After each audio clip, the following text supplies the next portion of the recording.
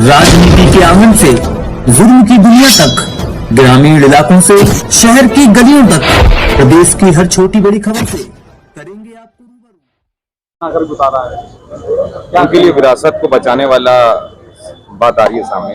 नेताजी के बाद पहला चुनाव मैनपुरी में। अब मैं दो बातें करूंगा, गढ़ पर और विरासत पर। ऐसा ही गढ़ समझकर श्रीमती डिंपल यादव फिरोजाबाद आई थी और हार के गई और वो गढ़ टूटा। ऐसा ही गढ़ समझकर अक्षय यादव फिरोजाबाद आए और 19 का चुनाव वो हारे, गढ़ टूटा। ऐसा ही बदायूं एक गढ़ हुआ करता था जिस पर धर्मेंद्र यादव कई बार से एमपी होते थे और वो हारे, गढ़ टूटा।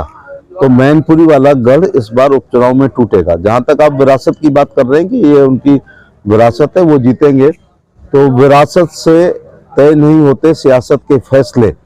उड़ान तय करेगी कि आसमान किसका है। सर, अखिलेश यादव ने बयान दिया था कि आजमगढ़ और रामपुर हम धोखे से हार गए हैं, लेकिन अब ऐसा नहीं है। समाजवादी मैनपुरी नहीं हारे, सुविधा भोगी की वजह से हारे थे। उसको धोखा क्या, किसी ने धोखा थोड़े दिया। वो पहले आदमी हैं कि 12 से 17 सीएम रहे, लेकिन अभी तक मानसिक रूप से मुख्यमंत्री की कुर्सी से उतरे ही नहीं है। ऐसा थोड़ा शिष्टाचार एक रिवाज है, वो भी कानून नहीं है कि माननीय प्रधानमंत्री उपचुनाव में नहीं जाते हैं, लेकिन पूर्व कोई मुख्यमंत्री ना जाए और वो भी अपनी छोड़ी हुई सीट पे ना जाए और अपने भाई के लड़ने पे ना जाए, ये आलस की पराकाष्ठा थी और कॉन्फिडेंस, ओवर कॉन्फिडेंस की भी ये पराकाष्ठा थी। तो दोनों जगह वो हारे हैं। उनको धोखा नहीं हुआ है, बल्कि उन्होंने मेहनत नहीं की वहां पर। शायद उससे सबक लिया होगा जो प्रधानी की तरह यहाँ गांव वोट मांग रहे हैं। मेहनत कर रहे हैं, क्या लगता है आपको? ये चुनावी मेहनत है, दिखावी मेहनत है। इतिहास गवाह है।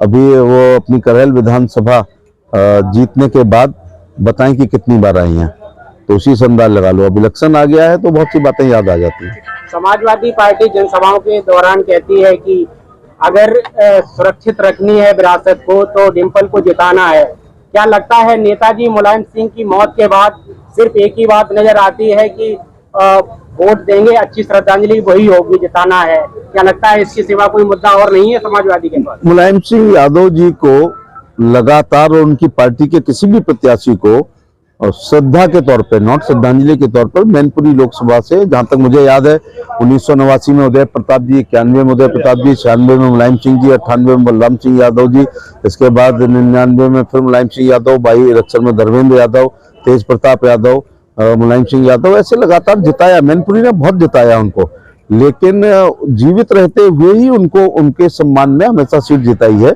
लेकिन अब नहीं, मैं एक बार फिर कह दूं कि ये विरासत बचा नहीं पाएंगे और गढ़ टूटेगा। दरार तो हम ही ने पैदा कर दी थी, अब धक्का मारने की जरूरत है। इस बात का प्रतीक है कि वो हताशा और निराशा से घिरे हुए हैं। तो चाचा भतीजे एक हो गए हैं क्या? कुछ चौंकाने वाली बात नहीं है। मुझे कोई और नहीं, तुझे कोई ठौर नहीं, ऐसा 17 से 22 के बीच में लगातार चल रहा है। और चाणक्य जी ने बहुत साल पहले कहा था कि यदि राजा कोई बहुत लोकप्रिय होगा तो दुश्मन के दुश्मन हमारे दोस्त के सिद्धांत पर दुर्लभ ही संधियां हुआ करेंगी। ऐसी ही दुर्लभ संधि सपा और बसपा की 19 में हुई थी और शिवपाल जी के, अखिलेश जी के। पुराने दिखाना चाहिए। कल एक बयान था कि नहीं, हमारे अंदर कभी मतभेद नहीं थे। इनके मतभेद भी थे और मनभेद भी थे, और जिसकी अभिव्यक्ति समय समय पर दोनों लोगों ने खूब की है। और कई बार तो पार्लियामेंट्री शब्दों, असंसदीय शब्दों का भी प्रयोग हुआ है। और कुछ समय ऐसा भी लगा जब एक दूसरे को पार्टी से निकाला गया, नेम प्लेट उखाड़ी गई, कार्यालय से बाहर किया गया, ऐसा बहुत हुआ है। तो वो ये बयान है कि नहीं, हमारे अंदर मतभेद नहीं था। और प्रगतिशील समाजवादी पार्टी उनकी है और उन्होंने अपने प्रत्याशी उतारे थे। जी, अभी स्वाइन सर मोदी ने कुछ दिन पहले राम जी के ऊपर बयान दिया है, उसके बारे में आपको कुछ दिया? भगवान राम आस्था विश्वास के प्रतीक है, विष्णु के अवतार हैं। हम सनातन धर्मियों के लिए वो हमारे लिए ईश्वर हैं। और राम जी कोई गुलशन नंदा प्रेम, राम जी, कृष्ण जी, हनुमान जी, विष्णु बहस जी, हमारी माताएं, ये कोई गुलशन नंदा प्रेम वाजपेयी रानू या इब्ने सफी BS जेम्स शेडली चेज या आर्थर कॉनन डॉयल राइटर के पात्र नहीं है। ये सब थे, ये हैं और हमेशा रहेंगे। इसलिए इस प्रकार की टिप्पणी करना उचित नहीं होता है जिससे किसी की भी धार्मिक भावनाओं को ठेस पहुंचे। और अब हेटेड स्पीच का जमाना नहीं है। अगर हेटेड स्पीच लोग देंगे तो जैसे आप देख रहे हैं रामपुर की तरह सदस्यता भी चली जाएगी।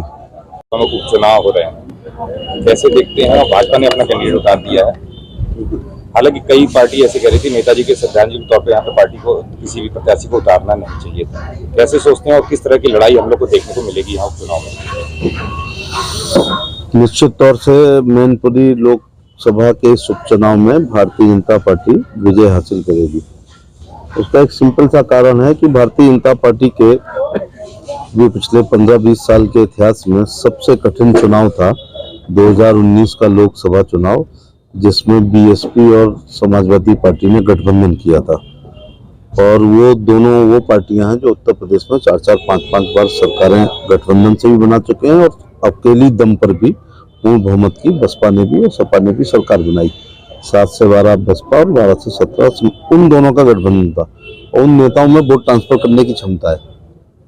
इसके बावजूद बहुत बड़े कद्दावर नेता स्वर्गीय श्री मुलायम सिंह यादव जी केवल 94,000 वोटों से ही अपना